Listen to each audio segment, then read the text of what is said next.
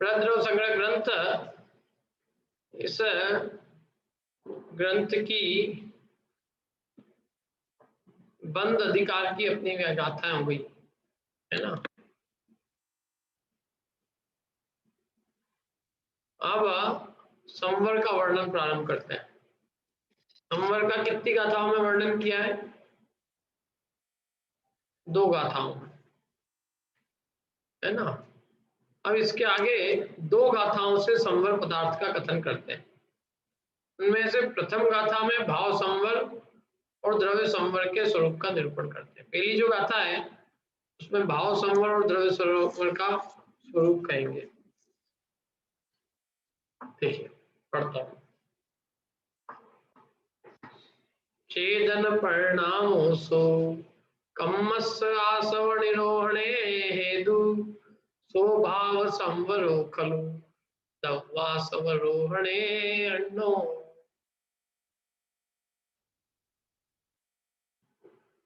किसके पास में पद्यानुवाद? अनीता जी आपके पास में हिंदी? सर ये मोबाइल में ही है, मोबाइल में जो पूर्वी ने भेजा। हाँ मोबाइल वाला देख के बोल दो। 1 मिनट सर, निकालना पड़ेगा। अच्छा किसी के पास निकला हुआ नहीं है? अर्पिता जी बोलो, बोलिए। सर ये लैंग्वेज स्टफ है, हमको राग नहीं आती इसकी। राग थोड़ा बनाओगे तो बन जाएगी। आश्रव के रोकण को भाव, आश्रव के रोकन को भाव, ऐसे आ जाएगा ना। आत्म को सो संवर भाव, उदगल कर्म रुके सो जानी, संवर द्रव्य नाम सो मानी। एक बार और बोलो, पूजा है बोली होगी ना बचपन में, नहीं बोली क्या है? आश्रव के रोकण को भाव, आत्म को सो संवर भाव, उदगल कर्म रुके सो जानी, संवर द्रव्य नाम सो मानी। बहुत बढ़िया, बस ये आ गया, समझ में आ गया क्या है। क्या आत्मा के, देखो यहाँ पे पढ़ते हैं इसमें, चेतन परिणामों जो चैतन्य के जो परिणाम कम आसव निरोहणे हेतु कर्म आश्रव के निरोध में हेतु है, कारण है। आत्मा के जो परिणाम कर्माश्रव के निरोधन में हेतु है, सो भाव संवरो, वह भाव संवर है। और दव्वा सह रोहणे अन्नो, जो द्रव्याश्रव का निरोध है वो अन्य है। मैंने जो आश्रव का जो निरोध है, द्रव्य आश्रव का निरोध, सॉरी हाँ, जो कर्मों के आगमन का जो रुकना है वो अन्य, अन्य माने अन्य क्या है यहाँ? अन्य क्या है? द्रव्य संवर, मैंने द्रव्याश्रव का निरोध वो द्रव्य संवर है। द्रव्याश्रव का निरोध वह अन्य है, अन्य से मतलब द्रव्य संवर है। और जो कर्म के आश्रव, कर्म आश्रव के निरोध में जो कारण रूप जो चैतन्य परिणाम है वह भाव संवर है। मैंने जो चैतन्य के परिणाम कर्म आश्रव के निरोधन में, कर्म के आश्रव के रोकने में कारणभूत है, वह परिणाम भाव संवर है। और द्रव्य आश्रव का जो निरोध है वह अन्य अर्थात द्रव्य संवर है। देखो गाथा भाव पढ़ते हैं, एकदम स्पष्ट हो जाएगा। पढ़ो, पूर्वी पढ़ सकते हो। जो चेतन का परिणाम कर्म के आश्रव को रोकने में कारण है उसको निश्चय से भाव संवर कहते हैं, और जो द्रव्य आश्रव को रोकने में कारण है सो दूसरा अर्थात द्रव्य संवर है। हाँ क्या कहा, देखो जो चेतन का परिणाम कर्माश्रव को रोकने में कारण है उसको तो निश्चय से भाव संवर कहते हैं, और जो द्रव्याश्रव को रोकने में कारण है सो दूसरा अर्थात द्रव्य संवर। ऐसे 2 प्रकार के संवर है। अभी आप मेरे को बताओ, इस 2 प्रकार के संवर में कौन सा जीव का है और कौन सा पौद्गलिक है? 2 प्रकार के संवर का है ना, तो इसमें जीवकृत कौन सा है और पौद्गलिक संवर कौन सा है? बोलिए माला अभी। भाव संवर जीवकृत है और द्रव्य संवर पौद्गलिक। हाँ, भाव संवर जीवकृत है और द्रव्य संवर पौद्गलिक है। बहुत बढ़िया। इस प्रकार से दो प्रकार के संवर है ना। अपन व्याख्या पढ़ते हैं इसकी। जो चेतन का परिणाम कर्म के आश्रव को रोकने का कारण होता है वह निश्चय से भाव संवर। जो चैतन्य का परिणाम कर्माश्रव को रोकने में कारण होता है वह निश्चय से भाव संवर है। आप बता सकते हो कौन सा परिणाम आत्मा का कर्माश्रव के रोकने में कारण होता है? राग कौन, बताओ आत्मा के कौन से परिणाम रागादि रूप परिणाम कर्माश्रव को रोकने में कारण होते हैं? मोह राग द्वेष रूप परिणाम, पीत राग रूप परिणाम। हाँ, जो निर्मोह परिणाम है, राग से रहित परिणाम है, द्वेष से रहित परिणाम है, मोह राग द्वेष से रहित जो परिणाम है वो कर्माश्रव को रोकने में कारण होते हैं। ये अपन जो राग द्वेष भाव करते हैं इससे कर्म का आश्रव रुकता है कि होता है? होता है, रुकता तो ही नहीं है। हम जानते हैं। अच्छा, कौन सा हितकारी है? आश्रव हितकारी है कि संवर? संवर हितकारी। और करते क्या है? ऐसा क्यों करते हैं? हितकारी मानते क्या इसको कि ये हितकारी है? मानते नहीं है, जानते तो है हितकारी संवर है, लेकिन फिर भी आश्रव करते हैं। और आश्रव हितकारी की दुख रूप है, दुख रूप है, फिर भी उसको करते हैं। दुख का सेवन करते हैं और सुख को सेवन नहीं करते, और फिर हम कंप्लेन करते हैं कि हम सुखी नहीं हो रहे। बताओ, हम दवाई ले रहे हैं हार्ट की और कंप्लेन कर रहे हैं कि साहब हमारा कैंसर ठीक नहीं हो रहा है।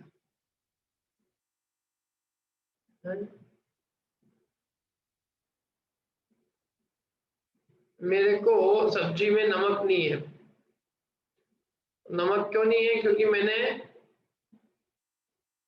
सोडे को नमक समझ के डाल दिया। अब नमक नहीं है और अब मैं नमक को उसमें नमक लाने के लिए सोडा ही और डाल रहा हूँ। तो पहले ही तो नमक है नहीं, सोडा है और सोडे में सोडा और मिला रहा हूँ। थोड़ी देर में क्या होगा? सब्जी पूरी बिगड़ जाएगी। बिगड़ चुकी है मेरी। एक मैंने ऐसा गलती की, आप मान सकते हो। कॉलेज के दिनों में नमक की जगह सोडा डाल दिया।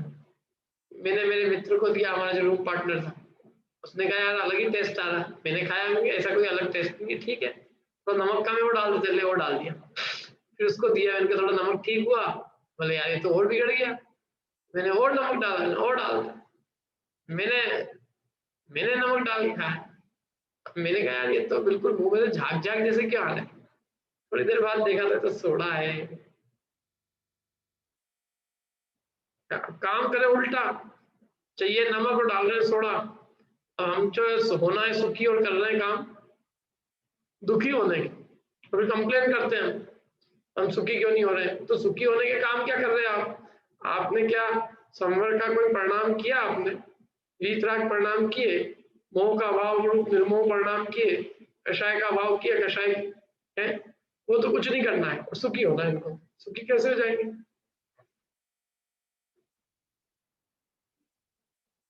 बोए पेड़ बबूल का, क्यों? आम कहाँ से हुए? तो ऐसे बोए पेड़ दुख के, सुख कहाँ से हुए? करते अपन देखो बहुत सारी चीजें अपन केवल जानते हैं, मानते हैं, मानते नहीं है, मानते नहीं है अपन। अरे अपन एक बात बताओ, संवर सुखरूप है ना? संवर के कारण क्या है? जो कारण है उनको सुखरूप मानना चाहिए। व्रतादि 5 पापों का त्याग, संयम संवर रूप है ना? सुखरूप है कि नहीं है? विषयों का त्याग सुखरूप है, और हम फिर भी कोई विषय चाहिए।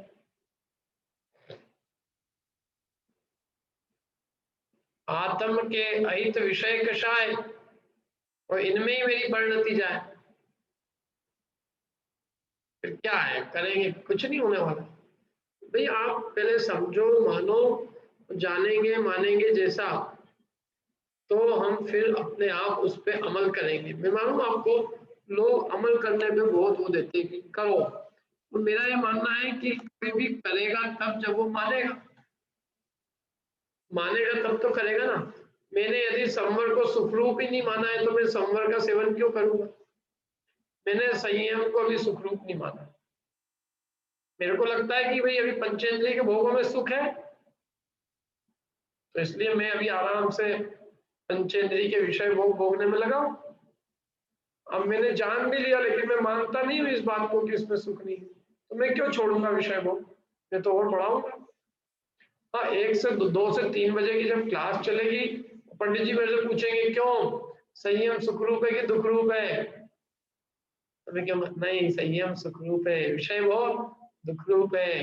गर्दन जरूर हिलाऊंगा पूरी बराबर, क्या बराबर? तो फिर काम बराबर नहीं, काम ऐसा नहीं करेंगे, काम तो भोग भोगने करेंगे। पंडित जी आज शाम के लिए हमने तो डिश बना रखी, आपको भी आओ तो आप भी आ जाओ। क्या तो हम मानते क्या है और जानते क्या है और करते क्या है?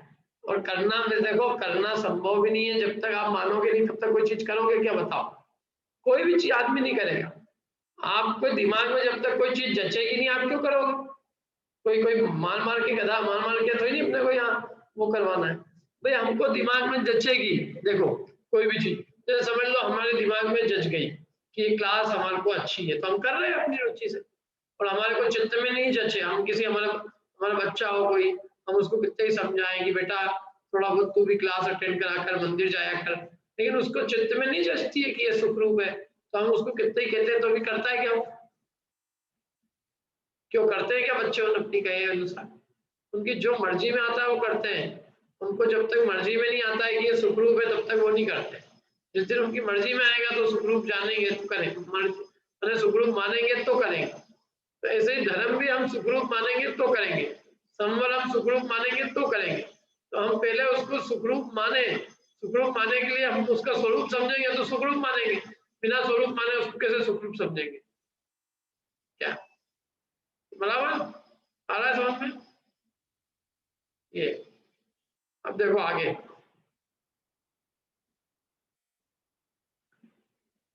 द्रव्य कर्मों के मानो अपनी अभी तत्व संबंधी भूल चल रही है, हम भूल को मिटाएं पहले।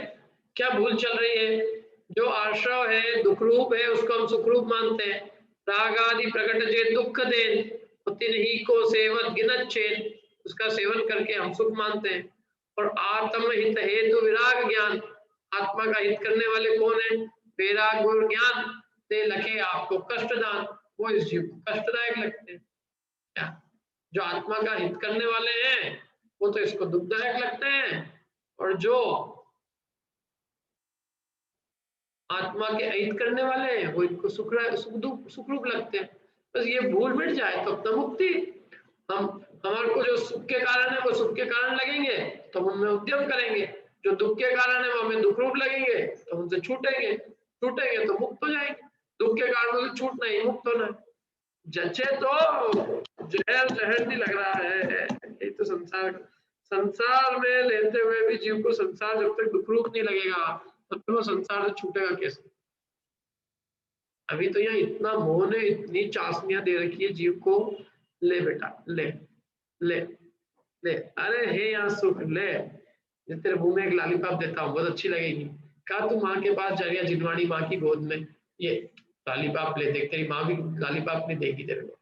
ऐसे पुण्य का उदय कहता है, तू कहाँ जिनवाणी के पास जा रहा है, देख यहाँ तेरे को हम कितने भोग देते हैं, 5 इंद्रिय के अच्छे विषय भोग देते हैं। तो पुण्य का उदय हमको क्या करता है? बार बार मोहित कर देता है, हमारे लक्ष्य से रोक देता है हमको, ऐसा चाशनी देता है संसार की कि ऐसा लगता है अरे यार कितना मजा है यहाँ। अभी क्या होता है, अभी 2 मिनट पहले डंडे खाए थे वो भूल गया है, 2 दिन पहले नरक निगोद के डंडे खा के आया जीव, लेकिन वो डंडे सब भूल गया। और यहाँ थोड़े पुण्य के उदय ने इसको मोहित कर दिया, बुद्धि फिरा दी। पहले तो ये रोता था मेरा मुक्ति कब होगी, मोक्ष कब मिलेगा, और अब कहता है मेरे को मुक्ति नहीं नुक्ति कब मिलेगी। मुक्ति के लिए रोने वाला व्यक्ति क्षण भर में नुक्ति मिलती है तो नुक्ति के लिए रोने लग जाता है, ऐसी स्थिति है। सबसे बड़ी भूल हमारी यही, मतलब सबसे बड़ी गलती, सबसे बड़ी भूल ही भूल है हमारी।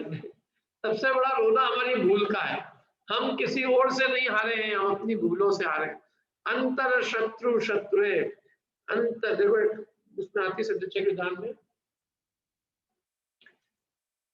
बाह्य शत्रु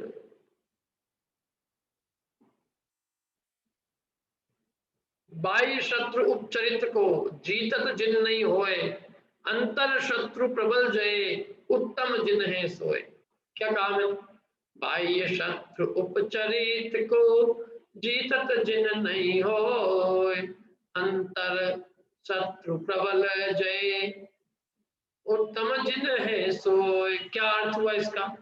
बाह्य शत्रु प्रबल, बाह्य शत्रु उपचरित है, उपचार से, बाह्य में जो शत्रु जिनको हमने मान रखा है वो औपचारिक वास्तविक नहीं है, और अंतर शत्रु जो है वो वास्तविक प्रबल है, और उसको जिसने जीता, मोह राग द्वेष भाव को जीता, मिथ्यात्व को जीता, उत्तम जिन है सोए, वो वास्तव में जिनों में उत्तम है। समझ में आया? रागाधिक जीते सुजिन, जिन्होंने रागाधिक जीते वो उत्तम जिन है। देखो पढ़ते हैं अपने, अपनी अंदर की मिथ्या मान्यता सही हो जाए, अपन अपने मोह को, अपनी मिथ्या मान्यताओं को सही कर दें, ये अपनी जीत है, और नहीं होए सही तो वो अपनी हार है। हम किसी और से नहीं, अपनी मिथ्या मान्यताओं से हारते हैं, वही हमारे वास्तविक शत्रु है।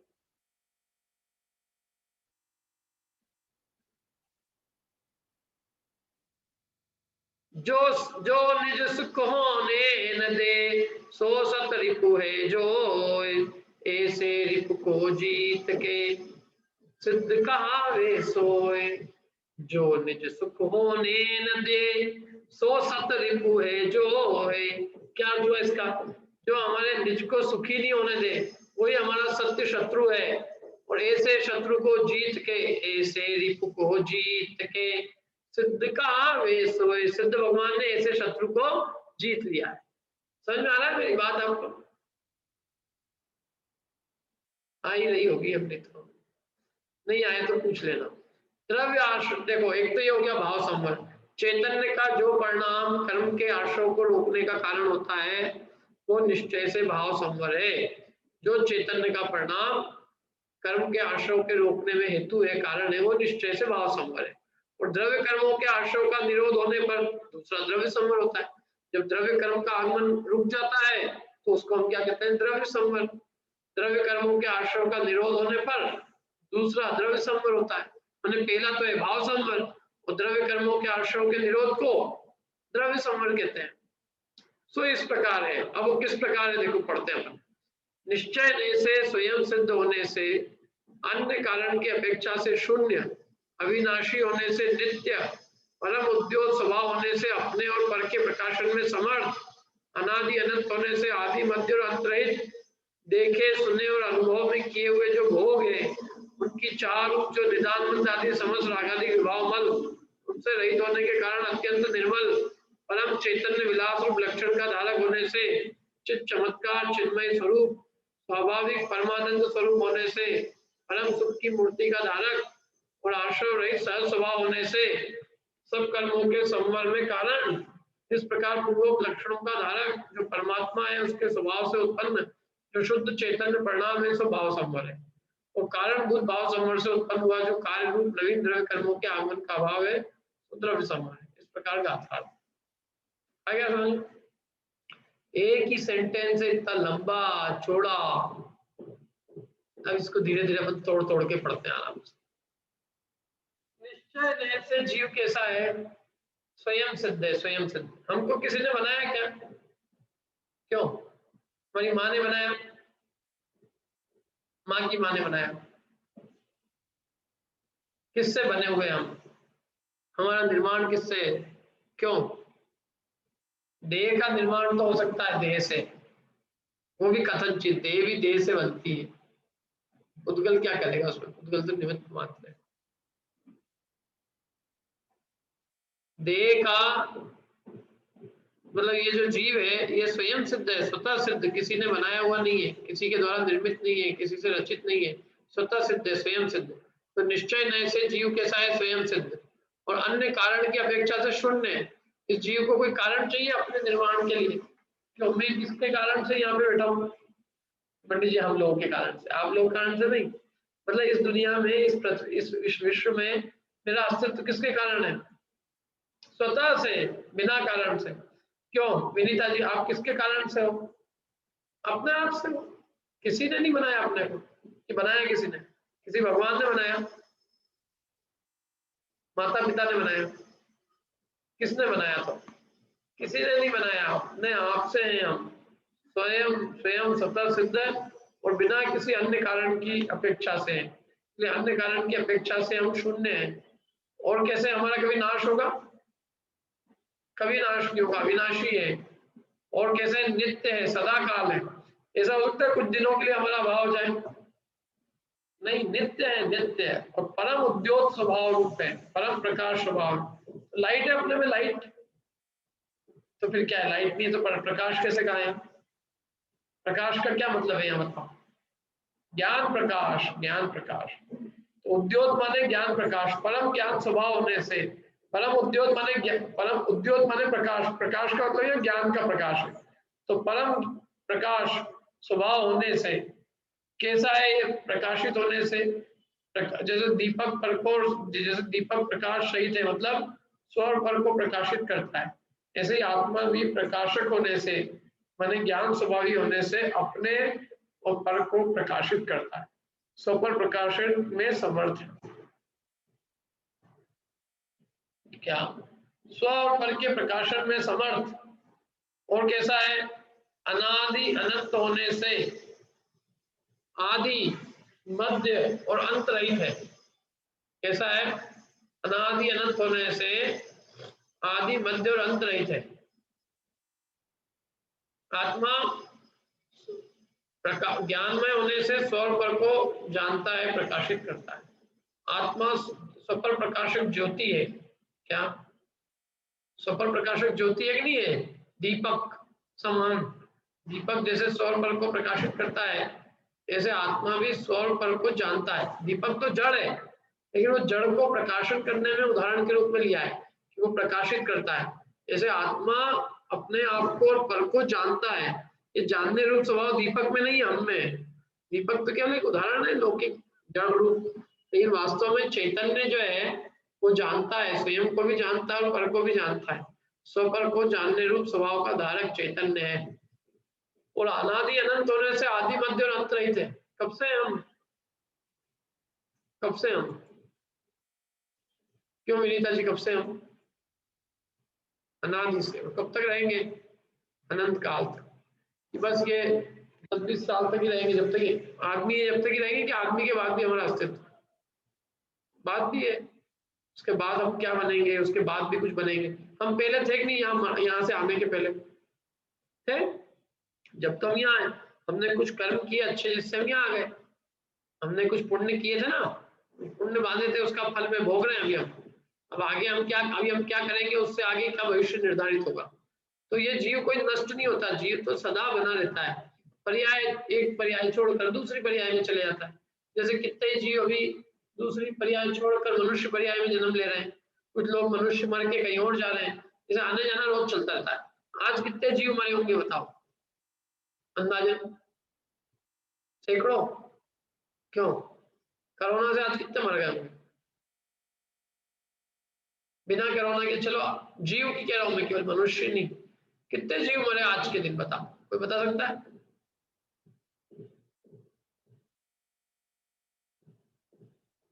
बोलो पड़ेगी।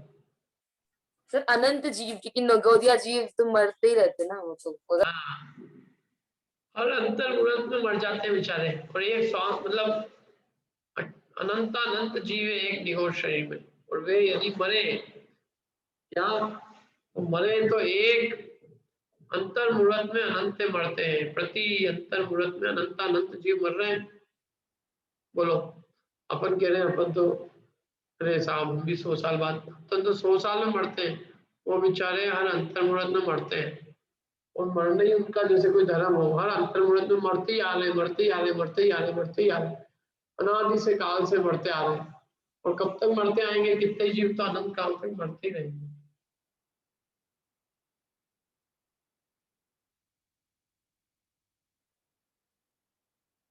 इतनी दुखरूप अवस्था नहीं है? संसार कितना दुख रूप है, उन्हें मरण करना ही उनका जैसे कोई काम हो गया, बस मरना, जन्म लेना, मरना, जन्म लेना, मरना, जन्म मरण, जन्म मरण, जन्म मरण, जन्म मरण, जन्म मरण, यही करते आ रहे। तो ऐसे अनंत जीव है, ये जरा भी समझ जाए ना उनमें से अनंतों में से कोई एक जो है थोड़ा सा कषाय आदि की बंधता से बाहर निकलता है, अनंतों में एक निकलता है। आश्चर्य की बात है कि हम उन अनंतों में ऐसे एक है निकले हुए। तो ऐसे हम अनादि अनंत है, और देखे सुने और अनुभव में किए हुए जो भोग है उनकी चार रूप जो निदान बंध है, उन निदान बंध को आदि लेकर जितने रागादिक विभाव मल है उन सबसे कैसे हम रहित है, और उन सबसे रहित होने के कारण अत्यंत निर्मल है। किनसे रहित है? देखे सुने और अनुभव किए हुए जो भोग है उन भोगों की आकांक्षा रूप जो निदान बंध है, निदान बंध को आदि लेकर जो समस्त रागादिक विभाव के मल है उन विभाव भाव से रहित होने के कारण अत्यंत निर्मल ऐसा मैं हूं। और कैसा हूं मैं? परम चैतन्य विलास रूप लक्षण का धारक। कैसा है मेरे में? चैतन्य का विलास, परम चैतन्य लक्षण के धारक, परम चैतन्य विलास रूप लक्षण का धारक हूं। किसका विलास करता है मुझ में? अद्भुत चैतन्य का, परम चैतन्य का। तो परम चैतन्य विलास रूप लक्षण का धारक होने से और चित चमत्कार माने चिन्मय स्वरूप, स्वाभाविक परमानंद स्वरूप होने से परम सुख की मूर्ति का धारक और आश्रय और रहित सहज स्वभाव होने से सब कर्मों के संवर में कारण। कितनी बढ़िया बढ़िया बात कही हो। परम चैतन्य विलास लक्षण का धारक होने से, कैसे लक्षण का धारक हूं मैं? परम चैतन्य विलास रूप लक्षण का धारक, मैंने मेरे में अद्भुत चेतना का विलास है। अद्भुत अद्भुत अद्भुत क्या ये? तो क्या है, अभी हम देह की पराधीनता में आ गए ना, हम अपने ज्ञान को निरंतर भोग नहीं पा रहे। हमारा ज्ञान जो है ना थक जाता है, सोना चाहता है, सुप्त हो जाता है। और जब हम इन सब बंधनों से मुक्त हो जाएंगे देह आदि के, तो अपना ज्ञान रूप व्यापार निरंतर करते रहेंगे। अभी उस ज्ञान के व्यापार में बाधक कारण अनेक, चैतन्य का पूर्ण विलास नहीं भोग पा रहे। क्यों? क्योंकि बंधन सहित अवस्था होने से अपना विलास कैसे भोगे। लेकिन ये जब जीव अपने स्वरूप को जानकर और अपने निज चैतन्य के विलास रूप लक्षण को धारण करता है, उन्हें अपने चैतन्य का विलास करता है, परम चैतन्य का विलास, तो और चित चमत्कार स्वरूप, स्वाभाविक परमानंद स्वरूप है। जीव कैसा है? चित चमत्कार, चैतन्य चमत्कार स्वरूप है और स्वाभाविक है, परमानंद स्वरूप है। ऐसा स्वाभाविक परमानंद स्वरूप होने से परम सुख की मूर्ति का धारक और आश्रय रहित सहज स्वभाव होने से सब कर्मों के संवर में कारण है। परमानंद स्वरूप होने से परम सुख की मूर्ति का धारक है। कैसा है जीव? परम सुख की मूर्ति का धारक। क्यों? क्योंकि स्वभाव से परमानंद स्वरूप है और आश्रय रहित सहज स्वभाव है इसका, और इसलिए ये सब कर्मों के संवर में कारण है। इस प्रकार ये जो पूर्वोक्त लक्षण का धारक जो परमात्मा है, उसके स्वभाव से उत्पन्न जो ये शुद्ध चैतन्य परिणाम है, और शुद्ध चैतन्य रूप परिणाम जो है वो तो क्या है? भाव संवर है। और जो उस भाव संवर से उत्पन्न हुआ नवीन द्रव्य कर्मों के आगमन का अभाव, वो द्रव्य संवर। कितने विशेषण दिए आप जो कितने सारे आत्माओं को समझाने के लिए। बात तो एक सीधी सिंपल है, शुद्ध चेतना का परिणाम भाव संवर। इतनी सी शब्द है, इतना सा। इस इतनी से शब्द को समझाने के लिए कितना विस्तार करें। क्या है इतना सा शब्द? बोलो, यदि मैं आपसे पूछूं कि भाव संवर किसे कहते हैं तो आप क्या कहोगे एक शब्द में? कि भाव संवर शुद्ध चेतना परिणाम वो भाव संवर है। क्या है भाव संवर? शुद्ध चैतन्य परिणाम। लेकिन वो शुद्ध चैतन्य परिणाम कैसा है कि निश्चय से स्वतः सिद्ध है, अन्य कारण की अपेक्षा से शून्य है, अविनाशी होने से नित्य है, परम उद्योग स्वभाव होने से अपने ऊपर के प्रकाशन में समर्थ है, अनादि अनंत होने से आदि मध्य अंत से रहित है, और ये तो हो गई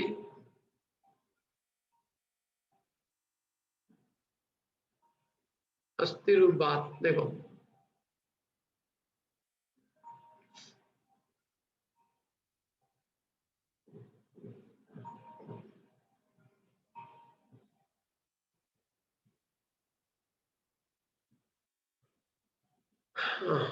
क्या क्या पॉइंट क्या है बताओ वापस से। अभिषेक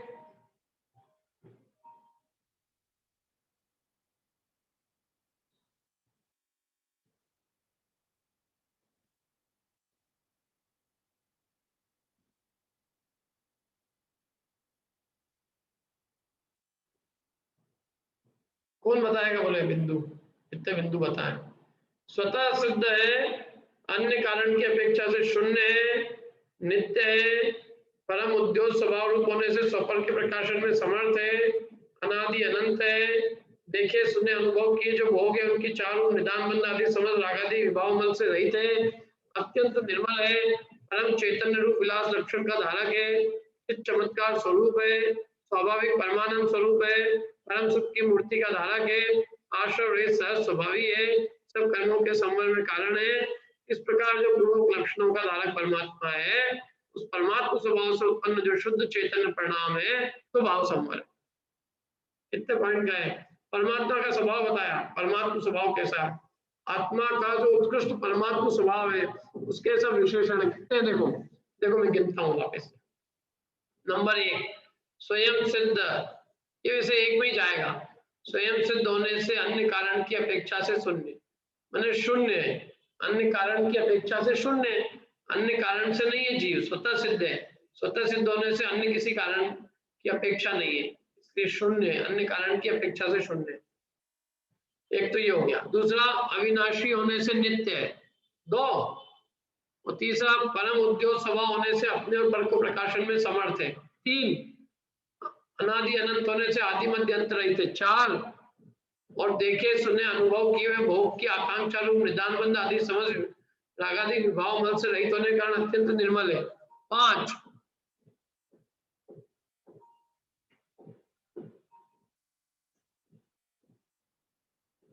और परम चैतन्य विलास रूप लक्षण का धारक होने से चित्त चमत्कार स्वरूप है, 6। और स्वाभाविक परमानंद स्वरूप होने से परम सुख की मूर्ति का धारक है, 7। और आश्रव रहित सहज स्वभाव होने से सब कर्मों के संवर में कारण है, 8।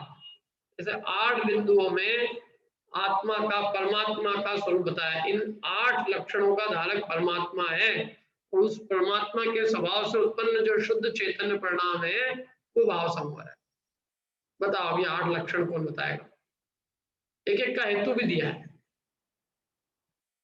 बताओ थोड़ा सा पढ़ा के, किताब में से देख के बता दो, बिना देखे बता दो, देख के बता दो, जैसे बताना है बता दो, परंतु बता दीजिए बस। क्या क्या क्या है वापस से बोलूं मैं?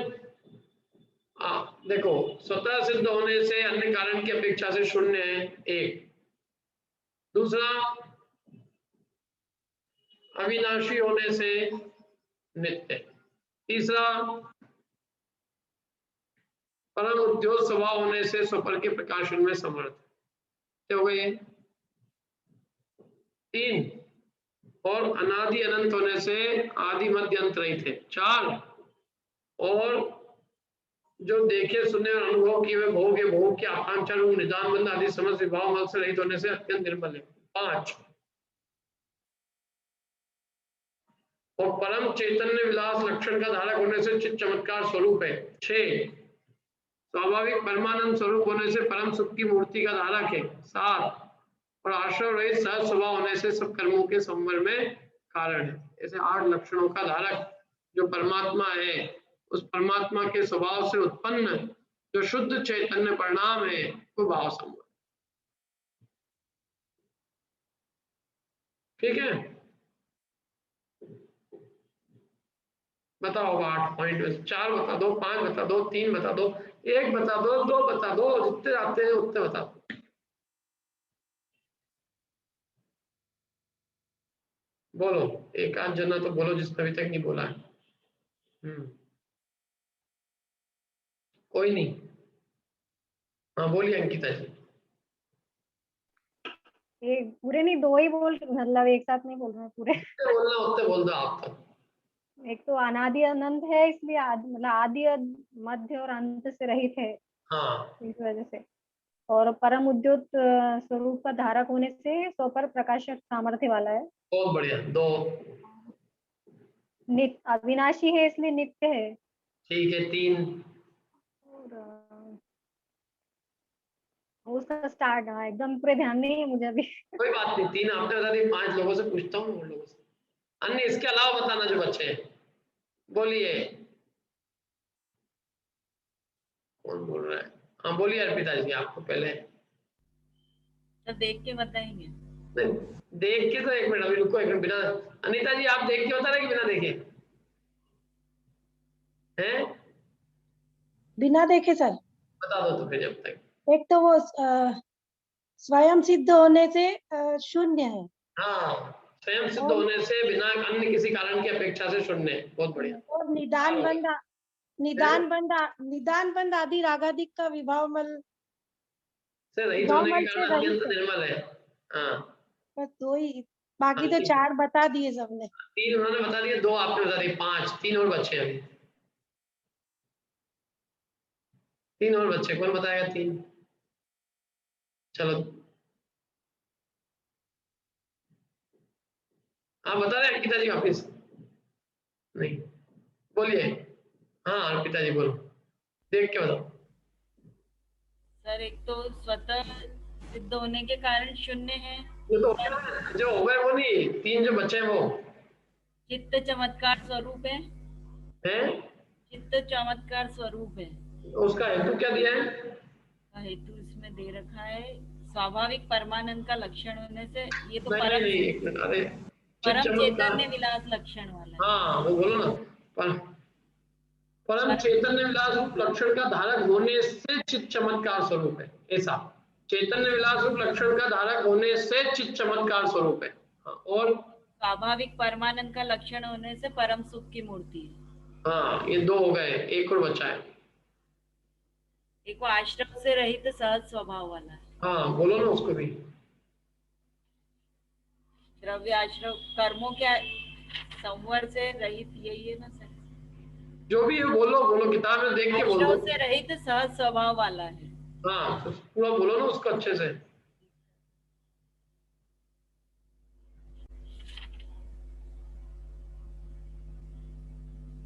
आश्रव रहित सहज स्वभाव होने से सब कर्मों के संबल में कारण है। ये ठीक है, ये 3 अच्छे बताया। परम चैतन्य विलास रूप लक्षण का धारक होने से चित्त चमत्कार स्वरूप है, स्वाभाविक परमानंद स्वरूप होने से परम सुख की मूर्ति का धारक है, और आश्रव रहित सहज स्वभाव होने से कर्मों के संबल का कारण है। इस प्रकार से 8 बिंदु वाला चीज है। तो इन 8 बिंदु वाला जो परमात्मा है, परम परम मतलब परमात्मा, उत्कृष्ट आत्मा, निज परमात्मा, उस निज परमात्मा के स्वभाव से उत्पन्न जो शुद्ध चैतन्य परिणति है, माने उस परमात्मा की भावना से उत्पन्न जो शुद्ध चैतन्य परिणाम है, वीतराग ज्ञानानंद रमय परिणाम, ज्ञानानुभूति, सुखानुभूति, आत्मानुभूति, जो कहना हो वो सब क्या है? भाव संबल। समझ में आया? उस ज्ञान की अनुभूति भाव संबल है, उस चैतन्य के परिणाम से उत्पन्न हुआ, सॉरी परमात्मा की भावना से उत्पन्न हुआ जो शुद्ध चैतन्य परिणाम है, उस शुद्ध चैतन्य परिणाम का नाम भाव संबल। शुद्ध चैतन्य परिणाम को भाव संबल कहते हैं, सुभाषुभ परिणामों को नहीं। सुभाषुभ परिणाम तो आश्रव है, और जो आत्मा की परमात्मा की भावना से उत्पन्न जो शुद्ध चैतन्य रूप परिणाम है वीतरागमय, वो भाव संबल। या जितने अंशों में मोहादिक का अभाव हुआ उतने अंशों में शुद्धता होने से वो उतना भाव संबल है। और उस भाव संबल को कारण बनाकर जो नया कार्य हुआ, क्या कार्य हुआ भाव संबल के कारण से? कि नवीन द्रव्य कर्मों का आगमन रुक गया, वो द्रव्य संबल। इस प्रकार ये गाथार्थ हुई। अब इस संबल के विषय में नयों का विभाग कहते हैं, कौन से गुणस्थान में कौन सा नय लगाएंगे वो सब बताते हैं। देखो सो इस प्रकार है, मिथ्यात्व गुणस्थान को आदि लेकर क्षीण कषाय नामक 12वें गुणस्थान पर्यंत ऊपर ऊपर मंदता से तारतम्य से अशुद्ध निश्चय बढ़ता है। और उसके मध्य में गुणस्थानों के भेद से शुभ अशुभ और अशुद्ध अनुष्ठान रूप 3 योगों का व्यापार रहता है। क्या कहा?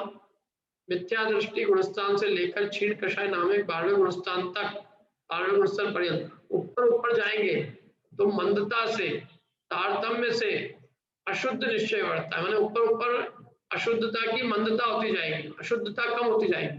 तारतम्यता से ऊपर ऊपर में जाएंगे तो अशुद्धता की हानि होती जाएगी। और जो मध्य के गुणस्थान है 4 से 12, 1 से 12 के बीच में कितने मध्य के हो गए? 2 से 11। मध्य के गुणस्थानों के भेद से शुभ अशुभ और शुद्ध अनुष्ठान रूप 3 योगों का व्यापार बढ़ता है। मतलब योग भी 3 प्रकार के, शुभ योग, अशुभ योग और शुद्ध योग। शुद्ध योग क्या है? शुद्ध अनुष्ठान के नाम से योग का नाम भी शुद्ध है, सो कहते हैं। अब आगे उसको समझाते हैं। मिथ्या दृष्टि, सासादन और मिश्र, इन तीनों गुणस्थानों में ऊपर ऊपर मंदता से अशुभ योग उपयोग रहता है। अर्थात जो अशुभ उपयोग प्रथम गुणस्थानों में, उससे कम दूसरे में, और दूसरे से अल्प तीसरे में। अब देखो, यह मुख्यतः गुणता की अपेक्षा बता रहे हैं। 3 प्रकार के उपयोग को 12 प्रकार के गुणस्थानों में समझाएंगे। कौन से 3 उपयोग है बताओ? किन 3 उपयोगों को 12 गुणस्थानों में लगाएंगे? उन 3 उपयोगों के नाम बताइए, जिन 3 उपयोगों को अब आगे के 12 गुणस्थानों में घटित करके समझाया जाएगा। बोली ममता जी। अशुभोपयोग, शुभोपयोग और शुद्धोपयोग। हाँ, अशुभोपयोग, शुभोपयोग और शुद्धोपयोग, बहुत बढ़िया। अब देखो आगे क्या कहते हैं।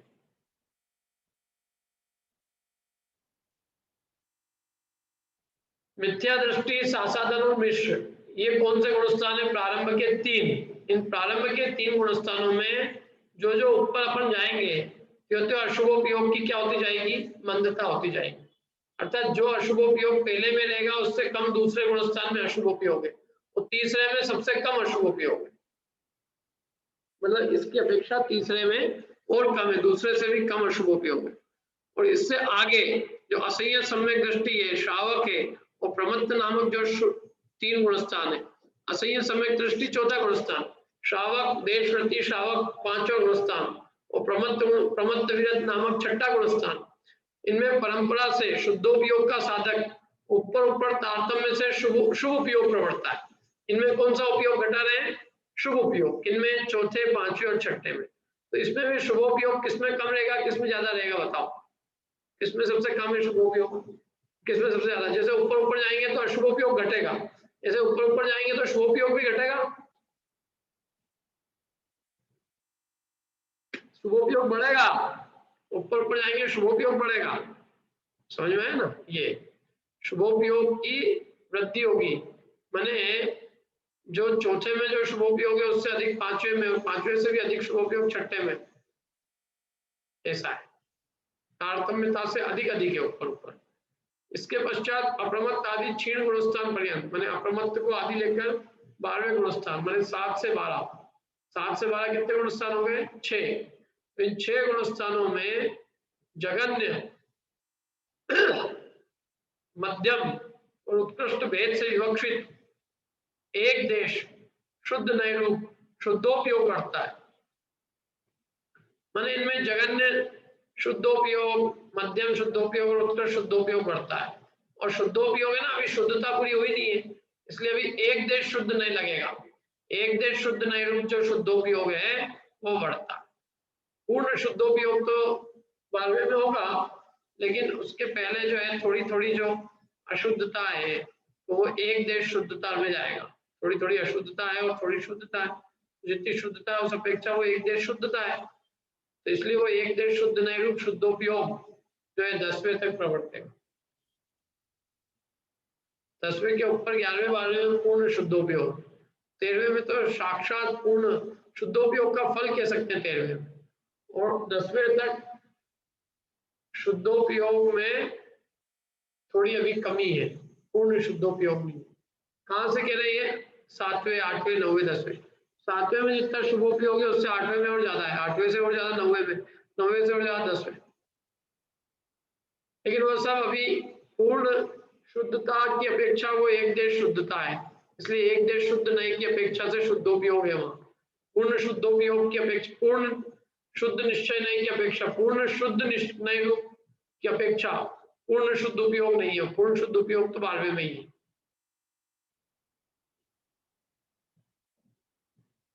और देखो आगे क्या कहते हैं, इनमें व्यवस्था इस प्रकार है कि मिथ्या दृष्टि नामक प्रथम गुणस्थान में तो संवर है ही नहीं। क्या कह रहे देखो, अब संवर बता रहे संवर, तो मिथ्या दृष्टि आदि, मिथ्या दृष्टि नामक पहले गुणस्थान में तो संवर ही नहीं है क्या संवर? क्यों? पहले गुणस्थान में कितनी प्रकृतियों का संवर हो जाता है? एक का भी नहीं, सबका आश्रय होता है। मतलब पहले गुणस्थान में कितनी कर्म प्रकृति बन सकती है? कुल कर्म प्रकृतियां कितनी है? 148, उसमें से बंद योग 120 ही कही है। पहले गुणस्थान में 120 में से कितनी बनती है? सबकी सब 120 कि कुछ कम बनती है?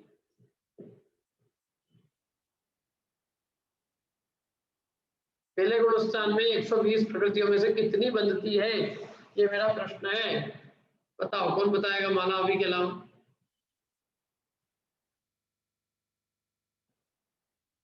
समताई जी बोलिए। सभी बनती, क्योंकि मिथ्यात गुणस्थान है ना। ठीक है, बढ़िया। और कोई किसी का और कुछ सोचना हो तो वो भी बता दो।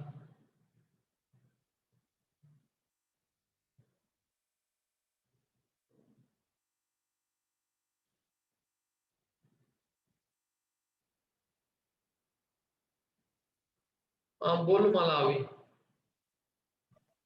117 बनती हैं, जिसमें 2 आहारक द्विक नहीं बनती है और तीर्थंकर प्रकृति मिथ्यात गुणस्थान में नहीं बनती है। क्या बात है, कीर्ति जी से ही पूछते हैं एक मिनट। अंकिता जी 118 नहीं है, 117 है, क्योंकि 2 आरक द्विक और 1 तीर्थंकर, ऐसे 3 घटाएंगे ना, 120 में से 3 घटाएंगे तो 117 ही निकलेगी। बहुत बढ़िया, कीर्ति जी भी जवाब दे, सही है आंसर माला भी।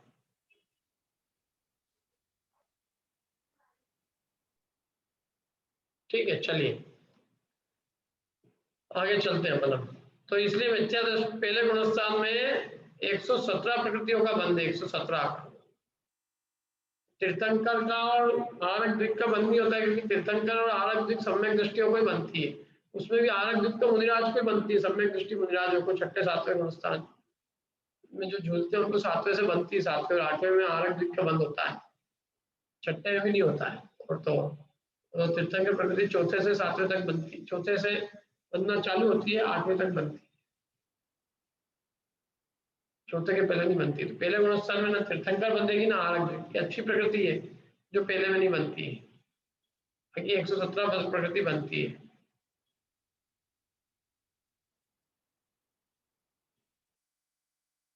ठीक है, अब आगे चले हम। तो अब इनमें एक देश शुद्धोपयोग, एक देश शुद्ध नए से शुद्धोपयोग बढ़ता है। किनमें? अप्रमत्त से लेकर क्षीण गुणस्थान तक, माने 7वें से लेकर 12वें तक, इन 6 गुणस्थानों में जघन्य, मध्यम और उत्कृष्ट भेद रूप, जघन्य, मध्यम, उत्कृष्ट भेद से और विवक्षित एक देश शुद्ध नए रूप शुद्धोपयोग बढ़ता है। उसमें भी व्यवस्था इस प्रकार है। क्या व्यवस्था है? मिथ्या दृष्टि नामक प्रथम गुणस्थान में तो संवर है ही नहीं। क्या पहले गुणस्थान में कितनी प्रकृतियों का संवर होता है? तो कह रहे हैं पहले गुणस्थान में संवर है ही नहीं। क्या बात कर रहे हो? हाँ, प्रथम गुणस्थान में संवर नहीं है। क्यों? बंद ही बंद है कि साथ 3 प्रकृतियों का बंध नहीं है ना, तो संवर नहीं कहलाता, वो अबंध कहलाता है। बंद नहीं होना अलग बात है, और संवर हो जाने का मतलब क्या है? अब कभी भी नहीं बंधेगी, बंध विच्छुत्ति नहीं हुई है, वो तो अबंध है, क्योंकि सम्यक नहीं है तो इसलिए बनती नहीं होती। तो पहले गुणस्थान में संवर नहीं है, और सासाधन आदि गुणस्थानों में है। कितना है? सासाधन आदि गुणस्थानों में कितनी प्रकृतियों का संवर है? तो उसके लिए गाथा दी है, 16 पण विषणभम, 16 पण विषणभम, 10 चौक, 1 बंद वो छिन्ना, दुगतीस चतुर हुए, पण 16 जोगिनो एको। इस गाथा का अर्थ बता सकते हो आप? कौन बताएगा, बताओ इस गाथा का अर्थ।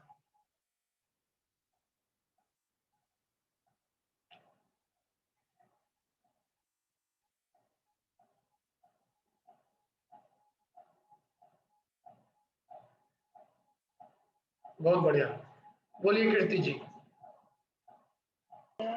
जो वो बंद विच्युति होती है ना, वो है इसमें पहले हाँ, स्थान में जो कितनी कितनी बता दो इसको देख देख के। 16 पहले में, दूसरे में हाँ बहुत बढ़िया। 25, हाँ 25 किसमें? दूसरे में। हाँ फिर 25 के बाद क्या है ये? 25 अब हम नवम माने शून्य, नव का हाँ मतलब शून्य। हाँ, तीसरे में शून्य होती है एक्चुअली। हाँ चौथे में 10, हाँ 5वें में 4, हाँ छठे में 6, हाँ फिर उसके बाद क्या है? बंद एक, बोचिंग। एक 7वें में 1। हाँ 7वें में 1 होगी। हाँ 8वें में दुग 30, हाँ 32 और फिर 14 14 नहीं, चदू, चदू माने 32 और फिर 4 हो रहे हैं, ऐसे 36 है 100 में 8वें में। ओके। और अपूवे माने 90 में, 9वें में 16, पण माने 5, 90 में 5 है। 9वें में 5 होंगी और 10वें में 16 होगा। 16 10वें में, 16 10वें में, और जोगिनो माने सहयोगी में 1 है। इस प्रकार से कुल 120 प्रकृतियों का संवर है। बता सकते हो कितने हो गए ये? 120 का टोटल हो गया ये। बताओ कौन बताएगा ये? अब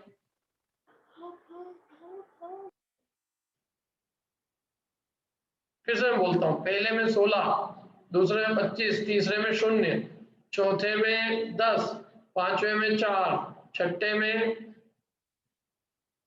6, 7वें में 1, 8वें में 36, 9वें में 5, 10वें में 16 और 13वें में 1, ऐसे कुल मिला के कितनी हुई है? तो इनका विवरण कौन दे पाएगा? इस प्रकार बंध विच्छेद त्रिभंगी में कहे हुए क्रम के अनुसार ऊपर ऊपर अधिकता से संवर जानना चाहिए। जैसे जैसे ऊपर जाएंगे अधिक अधिक प्रकृतियों का बंध मिटता जाएगा, तो अधिक अधिक संवर होगा। ऐसे अशुद्ध निश्चय नय के मध्य में मिथ्या दृष्टि आदि गुणस्थानों में अशुभ शुभ और शुद्ध रूप तीनों उपयोगों का व्याख्यान किया। या अशुद्ध निश्चय नय के मध्य में माने अशुद्ध निश्चय नय के अभिप्राय से भाई कहाँ अशुद्धोपयोग है, क्योंकि मिथ्या दृष्टि आदि गुणस्थानों में तो 3 गुणस्थानों में तो अशुद्धोपयोग ही है। अशुद्धोपयोग बताया अशुद्ध निश्चय नय से, क्योंकि अशुद्ध निश्चय नय अशुद्धता का कथन करता है। तो अशुद्ध निश्चय नय की अपेक्षा से मिथ्या दृष्टि आदि प्रारंभ के 3 गुणस्थानों में अथवा सभी गुणस्थानों में कितनी कितनी अशुद्धता है, कितनी कितनी शुद्धता है, कितनी कितनी शुद्धता है, इसी अशुद्धता का बखान अशुद्ध निश्चय नय से किया। शुद्ध निश्चय नय से संवर शुद्धता का वर्णन करेंगे और अशुद्ध निश्चय नय से जितनी जितनी अशुद्धता बची प्रत्येक गुणस्थानों में उसका वर्णन करेंगे। तो अशुद्ध निश्चय नय के मध्य में मिथ्या दृष्टि आदि गुणस्थानों में ये तीनों प्रकार के उपयोग अशुभ शुभ और शुद्ध रूप तीनों उपयोग का व्याख्यान किया। तो अशुद्धता यूं कहें जितने भी पर्याय में जो कुछ भी प्रगटता और अप्रगटता रूप है वो सब अशुद्धोपयोग। शुद्ध स्वभाव शुद्धोपयोग है। शुद्ध स्वभाव शुद्ध है, मैंने शुद्ध स्वभाव ही को जो ग्रहण करे वो शुद्ध निश्चय नय है। पर्याय मात्र को अशुद्ध, पर्याय मात्र को ग्रहण करना अशुद्ध है। तो उस अपेक्षा से सभी अशुद्धोपयोग है। लेकिन फिर भी यहाँ मोटे मोटे रूप में बात करी है कि अशुद्ध हो तो अशुद्ध मोटे मोटे क्या कि भाई पहले गुणस्थानों में अशुभोपयोग है तो तीव्र अशुद्धता है, फिर शुभोपयोग है तो कम अशुद्धता है, शुद्धोपयोग है वहां शुद्धता है। तो यहाँ पर्याय की शुद्धता की बात कर रहे हैं। द्रव्य की शुद्धता की बात करो तो द्रव्य की शुद्धता में तो पर्याय की शुद्धता भी अशुद्धता है। सब पर्याय मात्र ही अशुद्ध है। द्रव्य तो केवल द्रव्य स्वभाव को ग्रहण करता है। उस द्रव्य स्वभाव की अपेक्षा जीव त्रिकाल कैसा है? त्रिकाल एक रूप है, उसमें शुद्धता अशुद्धता का व्यापार ही नहीं है, प्रश्न ही नहीं। ठीक है, तो इन 3 उपयोग का व्याख्यान किया है यहाँ पे। अब आगे चलते हैं अपन। देखो इस अशुद्ध निश्चय हो गया। हाँ अब आगे प्रश्न, इस अशुद्ध निश्चय नय में शुद्ध उपयोग किस प्रकार सिद्ध हो सकता है बताओ? तो उसमें उत्तर यह है कि शुद्ध उपयोग में शुद्ध बुद्ध एक स्वभाव का धारक जो निज आत्मा है सो ध्येय होता है। इस कारण शुद्ध ध्येय होने से शुद्ध आलम्बन पने से तथा शुद्ध आत्मस्वरूप का साधक होने से शुद्धोपयोग सिद्ध होता है। समझ में आया क्या कैसे शुद्धोपयोग शुद्ध? अशुद्ध निश्चय में शुद्धोपयोग कैसे हो जाएगा, ऐसा उनका प्रश्न है। क्या शुद्धता में तो शुद्धता आनी, अशुद्धता में तो अशुद्धता आनी चाहिए, शुद्धोपयोग कैसे होगा? तो उसका उत्तर दिया कि शुद्धोपयोग में शुद्ध बुद्ध एक स्वभाव का धारक जो निज आत्मा है वो देह है, और शुद्ध देह होने से और शुद्ध का अवलंबन करने से और शुद्ध आत्मस्वरूप का साधक होने से शुद्धोपयोग सिद्ध होता है। कहाँ? वो आगे और सिद्ध करेंगे, देखो। और वह संवर इस शब्द से कहे जाने योग्य जो शुद्धोपयोग है, सो संसार के कारण भूत जो मिथ्यात्व राग आदि अशुद्ध पर्याय है उनकी तरह अशुद्ध नहीं होता है। और इसी प्रकार फलभूत जो केवल ज्ञान आदि स्वरूप शुद्ध पर्याय है उसकी बातें शुद्ध भी नहीं होता है, किंतु उन अशुद्ध तथा शुद्ध दोनों पर्यायों से विलक्षण शुद्धात्मा के अनुभव रूप निश्चय रत्नत्रय रूप मोक्ष का कारण दोनों मोक्ष का कारण एक देश में प्रवृत्ति रूप प्रकट रूप तथा एक देश में आवरण रहित ऐसा तृतीय अवस्थान्तर रूप कहा जाता है। सभी तो हो रहे हैं, ये कल करेंगे अपने, इसको वापस से ले लूंगा मैं, प्रश्न तो पूछ लीजिए।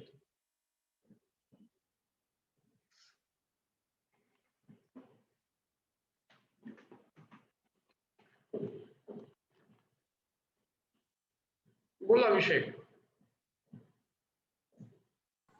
सर उपयोग और श्रद्धा में मतलब अलग अलग है ना, जैसे उपयोग तो शुभ उपयोग और अशुभ उपयोग आगे पीछे बढ़ता रहता है, पर श्रद्धा तो एक बार टिक जाती है।